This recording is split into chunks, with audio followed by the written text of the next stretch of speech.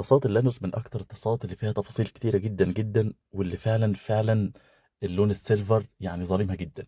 في الفيديو ده هوريك ازاي نظهر التفاصيل الرائعه والكتيره جدا جدا في طاسه اللانوس ببساطه شديده. ده هيبقى اسود، شايف انت الحز ده كده مرسوم هو لوحده اهو، ده اسود، ده اسود، ده اسود، خلاص. وده هنسيبه سيلفر، ده هنسيبه سيلفر، ده هنسيبه سيلفر. معنى كده ان احنا هنبتدي بقى نصنفر ده ونصنفر ده ونصنفر ده، علشان ده اللي هيتضاف له اللون الايه الاسود. وطبعا هنغطي الاجزاء دي بالايه باللزق بتاع السمكريه، اللي هو ده اللزق الورق. ومعانا برضو البكره العريضه اهوت، هنستخدم اللي احنا عاوزينه منه. ورق الصنفره اللي معانا كالاتي: اول حاجه صنفره 800 وصنفره 1200. بنبتدي اول حاجه نشتغل بالصنفره ال 800 الخشنه، بعد كده بنبتدي ننعم الشغل بتاعنا بالصنفره ال 1200 قبل الرش مباشره. زي ما انت شايف كده هبتدي بال 800 الاول، وبتبتدي ان انت تحاول تشيل الدهان بلطف. مش هيتشال معاك فيه 100%، لكن انت بتشيل الطبقه الناعمه من الدهان علشان لما نيجي نرش بقى اللون الاسود يمسك مكانه. لان طبعا زي ما انت عارف ما ينفعش نرش دهان فوق دهان. خلاص، واحده واحده كده، وتحاول ان انت ما تخدش الاجزاء السيلفر. يعني في اجزاء احنا عاوزينها هنرشها واجزاء لا. خدت بالك ازاي؟ فنحاول نبعد عن الاجزاء اللي هتترش. طيب واحده واحده بقى بتبتدي تلزق اللزق اللي هو الورق او بتاع السمكريه دوت على الاجزاء السيلفر عشان ما يجيش عليها الدهان الاسود. طبعا الطاسه دي فيها حنقات زي ما انت شايف كده، بمشي معاها بشويش بالراحه، خد وقتك لو انت عاوز النتيجه تطلع معاك كويسه. خدت بالك؟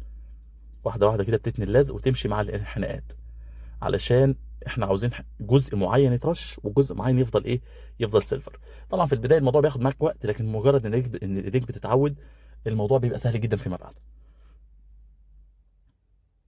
واحده واحده كده، وتاكد ان اللزق لزق فعلا. ليه؟ علشان الدهان يعني ما يبتديش ان هو يتسرب على الجزء السيلفر. زي ما انت شايف بتمشي الدهان برضو مع الخط ده. مش عارف الخط ده واضح ليك ولا لا، ولكن التضليعه احنا ماشيين مع التضليعه. خدت بالك؟ يعني الطاسه فيها تضليعه كده، فيها كام تضليعه؟ حوالي دي واحد اتنين تلاته خمس تضليعات. احنا بنظهر الخمس تضليعات دول وبنغطي ما دون ذلك.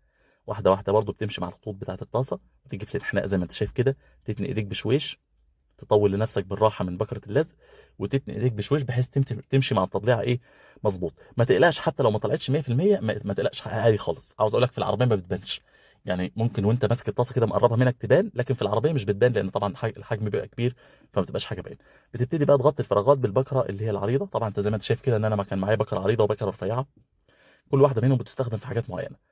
طيب بعد كده بقى بتجيب الكتر وتشيل النهايات، تظبط النهايات بقى مظبوط. خدت بالك؟ زي ما انت شايف كده انا بشيل ايه الزيادات اهوت، علشان الفينش بتاع الدهان يطلع شكله حلو. شايف كده؟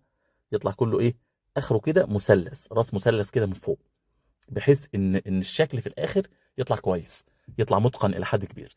وزي ما قلت لك ما تحاولش ان انت يعني تحسك انها تطلع مليون المية، علشان ده هياخد وقت كتير وممكن يزهقك فما يخليكش تعمل.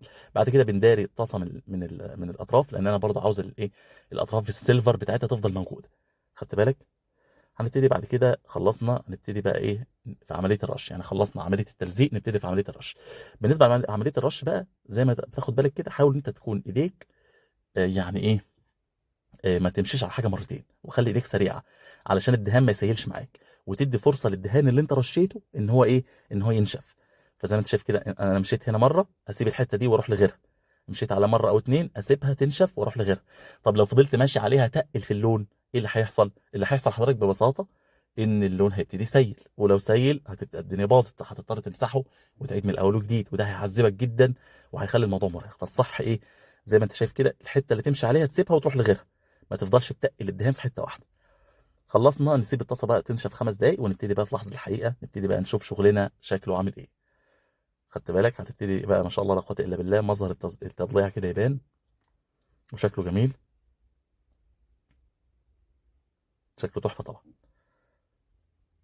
طبعا للامانه انا شفت الطاسه دي معموله قبل كده، شفتها قبل كده، مش متذكر فين بالظبط، بس انا فاكر ان انا شفتها قبل كده. بتاعه النسان اللي انا عملتها الاول دي من دماغي، لكن دي انا شفتها قبل كده، ما اعرفش مين صاحبها والله، مين صاحب الفكره. ولو عارف اسمه هذكره طبعا. طبعا ده للامانه انا ممكن ما اقولش كده، بس ده حرام يعني، الانسان لازم ينسب الفضل لاهله يعني. فشفتها وفضلت فاكرها يعني، وقررت ان انا اعملها لكم يعني. فيا ريت اللي عملها اول واحد ممكن يبعت لنا، نحط اسمه في التعليقات، اول تعليق باسمه، وجزاه الله كل خير يعني عننا جميعا وعن الناس.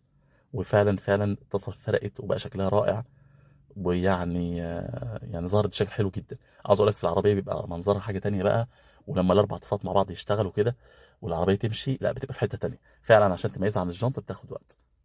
في النهايه اتمنى من الله ان ربنا يكون وفقني ان انا اقدم لكم حاجه تفيدكم باذن الله وحده، وتخليكم اسعد وافضل، وتخلي عربيتكم شكلها احلى احلى، وتكونوا راضيين عنها اكتر يعني. في النهايه يا جماعه ما ننساش اللايك، ما ننساش الشير، لان ده مفيد جدا جدا انتشار الفيديو. وما ننساش نعمل فولو للصفحه لو بتشوفنا على فيسبوك، وسبسكرايب وتفعل الجرس لو بتشوفنا على يوتيوب. سلام.